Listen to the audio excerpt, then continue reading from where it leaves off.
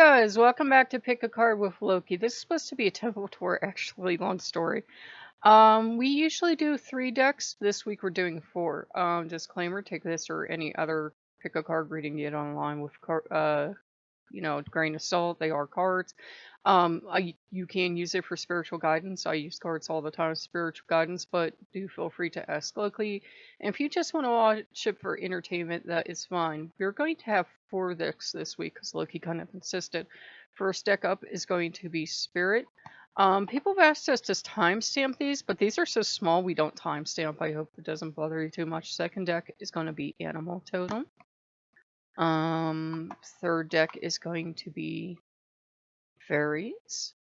And your 4th deck this week, we normally do not do 4, but he has a right to ask. He said this was super important, the Rebel deck. How we do this is I mix them till I feel he's telling me they are properly mixed, and then we go with it. Okay, your first deck, again, is going to be your Spirit, so we're going to go with your first card, top card. We do a top and bottom draw, unless he says less or more. You get Nightingale Spirit. Love is all around. So love is all around. How does that interpret to you? Does that interpret to romantic love, family love, just the love of the universe, the love of Loki? Love is all around. So Nightingale. So that's really nice. They're beautiful birds. Bottom card is going to be Otter Spirit. You're never alone. I got, oh no.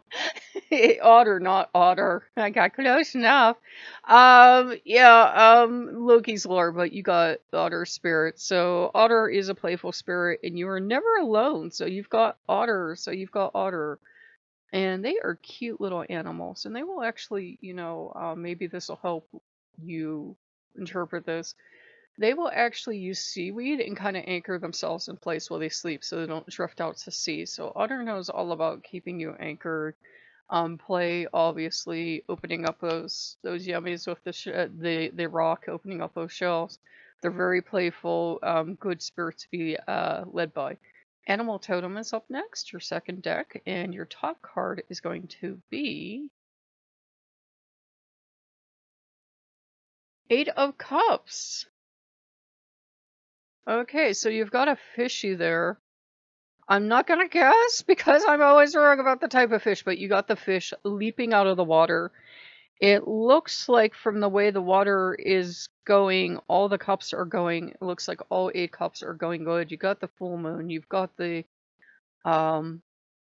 fish. I would interpret this positively, but I always leave tarot interpretations up to the person being read to. So go ahead and make your interpretation of that. If you need to pause to look at that, go ahead. And the bottom of your deck is going to be 9 of Cups. And yes, I did mix these. Lucky was here while I mixed them. So you've got the butterfly.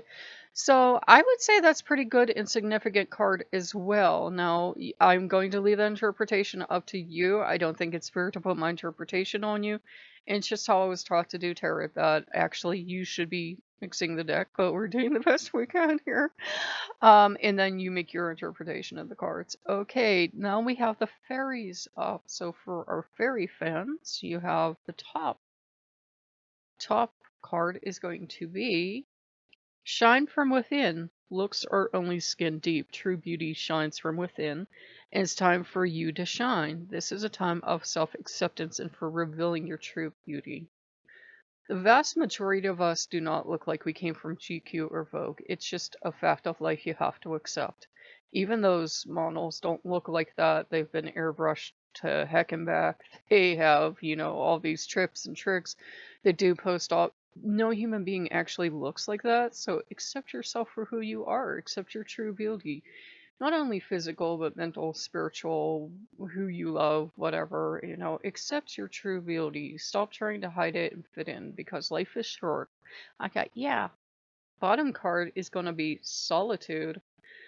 Okay, think of being alone as meaning you are all one and in total harmony with everything. The greatest treasures are those that wait silently during your quiet time. So yeah, we all need alone time.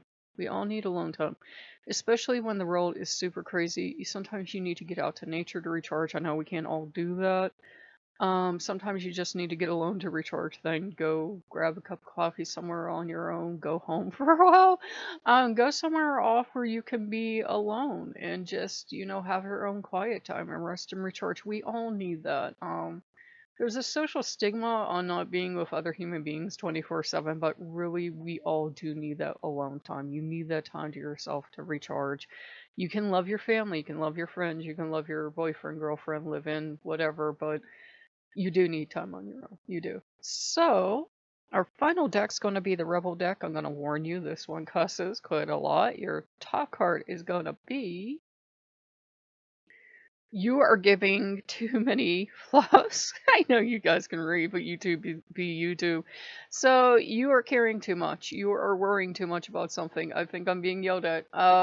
Yeah.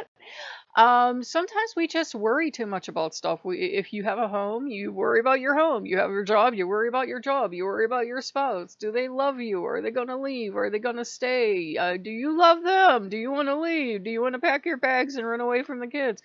We all worry about stuff. Our health, society, everything. Sometimes we're doing it way too much, it's just normal survival skill handed down from our ancestors, but we have so much more stuff to worry about now than our ancestors ever did. Our health, the neighbor's health, which can now affect our health. There's other stuff. Just